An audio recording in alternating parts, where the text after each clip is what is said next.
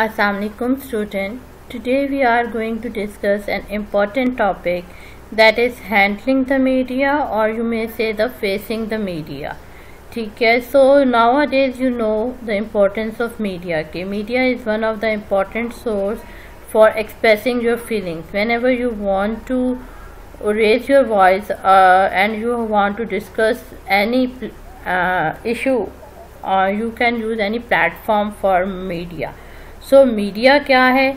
Media जो है वो एक कम्युनिकेशन आउटलेट है in order to express your opinion on specific object. ठीक है. अब मीडिया जो है वो जो आजकल आपने मीडिया कॉन्फ्रेंसेस देखी होंगी, प्रेस कॉन्फ्रेंसेस देखी होंगी, इसकी डिफरेंट फॉर्म्स है.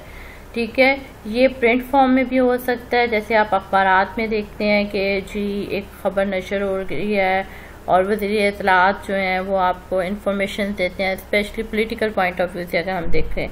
ठीक है. और प्रिंट फॉर्म में होती है, जैसे कोई मैगजीन्स हो गए, जैसे आप इंस्टाग्राम पे न्यूज़ पढ़ते हैं, ई न्यूज़पेपर्स हैं उन पे आप पढ़ते हैं, या आजकल बहुत से वेब ओरिएंटेड न्यूज़ हैं या डिफरेंट चैनल्स हैं. BBC के चैनल है and even in Pakistan we have so many. तो और फिर एक होता है ओरल. ठीक है. ओरली आप जो है मीडिया के सामने आके बात करते हैं. तो this is important topic from your syllabus point of view, क्योंकि आप जो है कम्युनिकेशन स्किल पढ़ रहे हैं. ठीक है. कम्युनिकेशन स्किल में आपने रिटन और ओरल कम्युनिकेशन देखी है, और या आप handling the media is also like presenting your ideas. ठीक है. आप अपने आप को प्रेजेंट कर रहे होते हैं, जैसे आप प्रेजेंटेशंस देते हैं तो माइक पे खड़े होके बात करना, उसके लिए जो है कुछ टेक्निक्स, कुछ टेक्निकल पॉइंट्स हैं जिनको आपने देखना है. ठीक है. सो यहाँ पे हमारा जो बेसिक टॉपिक है वो है handling the media. What skills are required to become a good presenter? ठीक है. Actually handling the media, because जब आप मीडिया के सामने होते हैं वो बहुत से पर्सपेक्टिव से डिफरेंट क्वेश्चंस पूछते हैं, और फिर उस पर आपकी भी जिम्मेदारी होती है एज अगर आप किसी वर्क प्लेस पे हैं या business point of, not only for the purpose of politics, बल्कि अगर आप किसी भी बिजनेस सेटअप में हैं, यू हैव टू कम्युनिकेट. ये नहीं कि आपने मीडिया से रिलेटेड करना है, आपने टीवी पे आ जाना है या आपने प्रिंट मीडिया आना है. You have to talk to your co-workers, you are going to conduct any seminar on it, you are going to have control the mind of people. ठीक है. ऐसे तमाम हालात जहाँ पे आपने जो है अपने आप को गुड कम्युनिकेटर या गुड प्रेजेंटर शो करना है, उसके लिए क्या स्किल्स इम्पॉर्टेंट हैं. तो लेट्स स्टार्ट आवर टॉपिक. ये देखें, ये एक फिगर है जिसमें आपको दिखाया जा रहा है कि मीडिया है, देन फॉरेन प्रेस सेंटर्स हैं. These are the few pictures जहाँ पे आपको ये दिया जा रहा है कि मीडिया क्या होता है, और you can get the idea of it. Okay, the media, sooner or later you or your company will come into contact with the media. So what is media? Media is enormous, media is influential. Media की बहुत सारी forms है. Enormous बहुत बड़ा है. The media is influential, the biggest audience you will ever address. This is one of the valid point. The audience जो होगी, आपका जो मीडिया होगा उसमें ऑडियंस बड़ी हो जाती है. किसी भी प्रेजेंटेशन में, किसी भी वर्कशॉप में, किसी भी सेमिनार में, you are dealing with the small audiences. Over here in media is enormous, media is influential, media has the biggest audience you will ever address.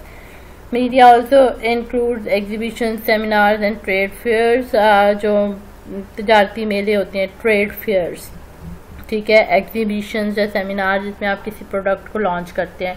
Mostly mobile companies जो होती हैं अपने आप को लॉन्च कर रही होती हैं. आपने देखा होगा लोग जगह जगह बैठे सॉन्ग की सिम्स बेच रहे होते हैं या मोबलिंग की बेच रहे होते हैं. इसी तरह सेमिनार्स होते हैं जो एग्रीकल्चर पॉइंट ऑफ व्यू से, यू आर एग्रीकल्चर के आप स्टूडेंट हैं तो एग्रीकल्चर पॉइंट ऑफ व्यू से एग्जीबिशंस या सेमिनार्स होते हैं जिसमें कि डिफरेंट सीड्स और डिफरेंट फ्रूट्स और डिफरेंट प्लांट्स की हाइब्रिड के बारे में बताया जाता है.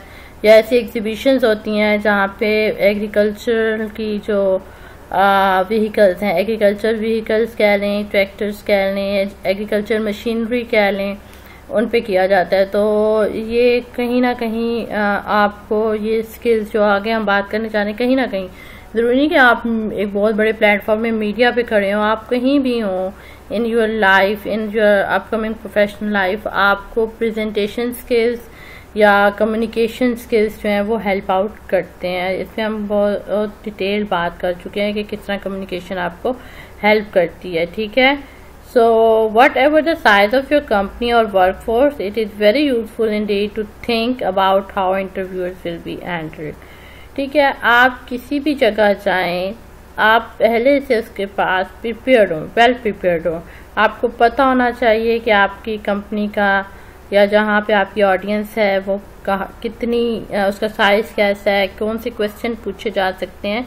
तो आपने बिल्कुल ऐसे प्रिपेयर होकर जाना जैसे आपका पेपर हो, ठीक है। तो जब भी आपने मीडिया को फेस करना है, आपकी पहले से प्लानिंग होनी चाहिए कि आप किस जगह पे होंगे, व्हाट आर द सिचुएशनल, वही जो हमने पहले बात की थी एनवायरमेंटल एनालिसिस। तो आपने देख लेना है कि एनवायरनमेंट क्या होगा, वहाँ पे कौन से लोग आए हुए होंगे, आपकी ऑडियंस क्या होंगी, and the important one what you want to express, आप कहना क्या चाहते हैं, आपकी ऑडियंस की नीड क्या है, आप वहाँ करने क्या जा रहे हैं, ठीक है। About how interviews will be handle, usually it falls to the marketing or public relation department to formulate a plan of action. It is complete recipe for disaster if no one knows who should speak to the media. Message is who in the media you will be speaking to what and whom, and should be a competent marketing or PR department will be able to provide. ठीक है, basically questions क्या होने चाहिए, pre PACS containing information about your company, press PACS containing information about your company. आपको पता होना चाहिए कि आपने क्या क्या बोलना है, ठीक है। मुझे बता रहे हैं कि जो PR और मार्केटिंग के लोग हैं उन्होंने आपको बताना है कि these are you going to conduct, ठीक है। लेकिन वहाँ जाके मीडिया को आपने ही फेस करना है। प्रेस पैक्स क्या है, अप टू डेट इंफॉर्मेशन क्या है, company line on any news, but item क्या है, अगर कोई न्यूज़ है कोई भी है तो उस पर कंपनी की क्या आउटपुट है, क्या an idea of the future direction of the company.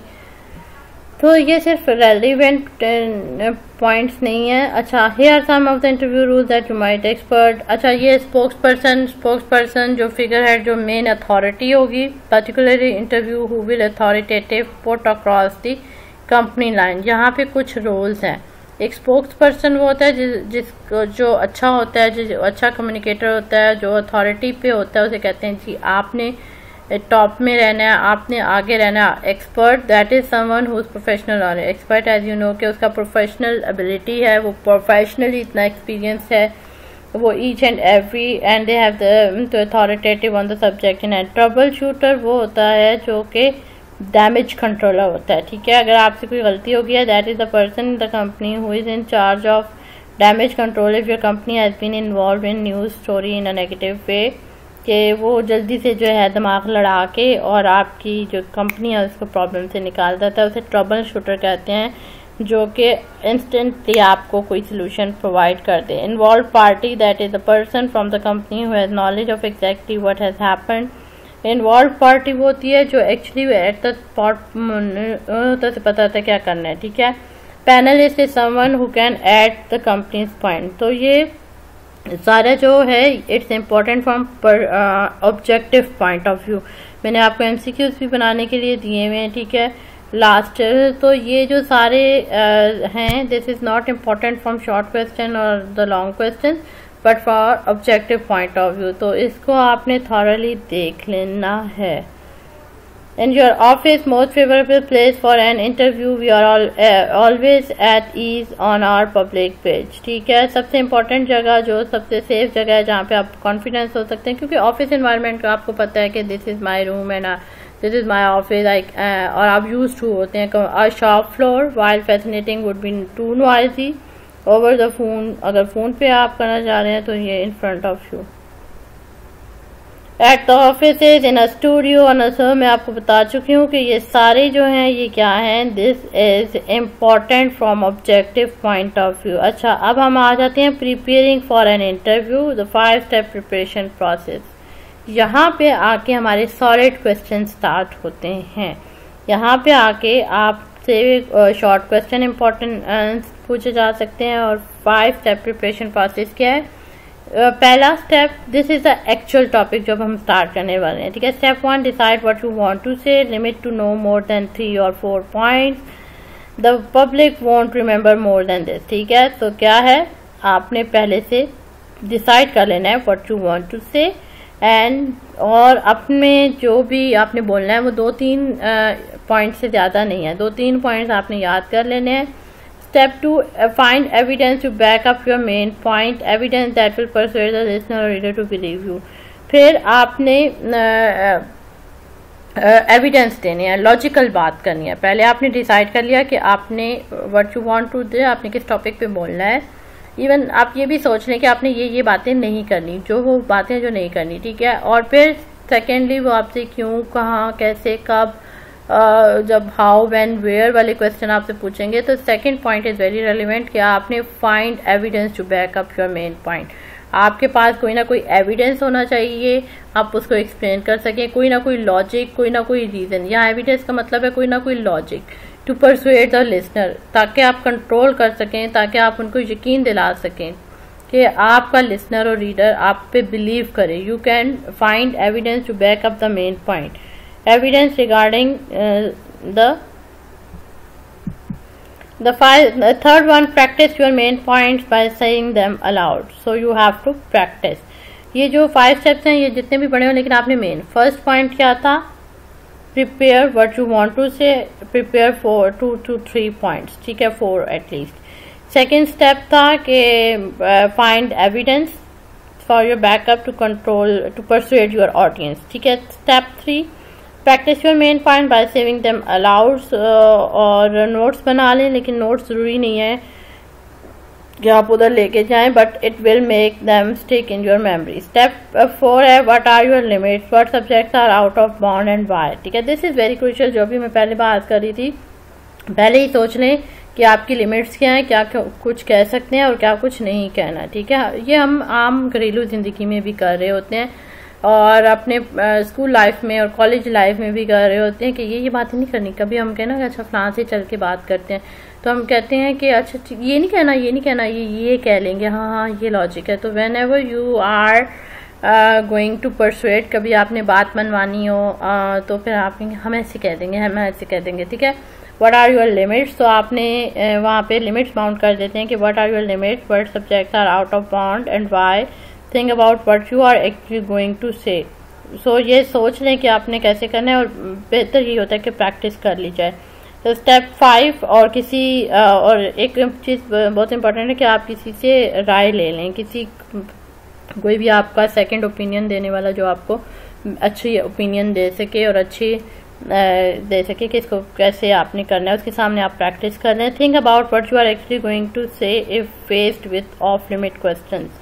Step 5, और अगर आपके पास ऐसा कोई क्वेश्चन आ गया है जिस पे आप बात नहीं कर, ऑफ लिमिट क्वेश्चन, ऐसे क्वेश्चन आ गए हैं जिस पे आप बात नहीं करना चाहते, तो उसको कैसे टालना है in a very positive and convenient way. Step 5, decide what you will say at the end of the interview, और एंड ऑफ द इंटरव्यू आपने क्या कहना है, this is very important. If there are any technique in being interviewed, तो आपने वो कोई do not lie, कभी भी झूठ नहीं बोलें। If you don't know the answer से सो स्टिक, कभी भी झूठ ना बोलें।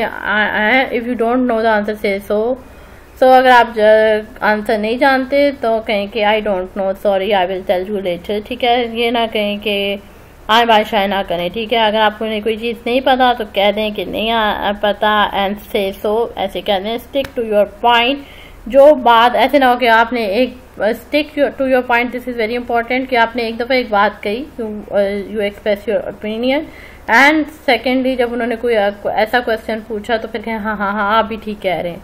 नो, ऐसे नहीं करना है। स्टिक टू योर पॉइंट, जो आपने पहले मुद्दा बयान किया था, जो आपका बिलीफ पहले था वही होना चाहिए। ऐसे ना हो कि वो कोई ऐसा क्वेश्चन पूछा, आपने हाँ आप ठीक कह रहे हैं। Don't be drawn into an argument, और कोशिश करें कि क्योंकि जब आप मीडिया को फेस कर रहे होते हैं, आपके सामने बहुत से लोग होते हैं, तो वो डिफरेंट एस्पेक्ट से डिफरेंट क्वेश्चंस पूछते हैं, तो आपने एग्रेसिव नहीं होना, आर्गूमेंट को बढ़ाना नहीं है, ठीक है। आपने एक अपना पॉइंट ऑफ व्यू पेश कर दिया, अगर वो उसको एक्सेप्ट कर रहे हैं नहीं कर रहे, या उसके अगेंस्ट कोई रेलिवेंट क्वेश्चन या पैथेटिक क्वेश्चंस आ रहे हैं, तो आपने गुस्सा नहीं करना। Don't be drawn into an argument. However outright miss information must be corrected. अगर आपने कोई गलत इन्फॉर्मेशन दे दिया तो आप उसको करेक्ट कर सकते हैं। बी अनफेलिंगली पोलाइट, ठीक है, नाकाबिले यकीन हद तक आपने पोलाइट रहना है। ये हमेशा जब भी आप किसी से कम्युनिकेट करें तो ये सबसे अच्छी पॉलिसी होती है कि आपने पोलाइट रहना है। आपको अंदर जो है बेशक गुस्से में भरा हो और आप कहें कि मैं इसका मुंह तोड़ दूँ, why you are using this kind of words, लेकिन आपने काम रहना है। अंदर बेशक आग भड़की हो, लेकिन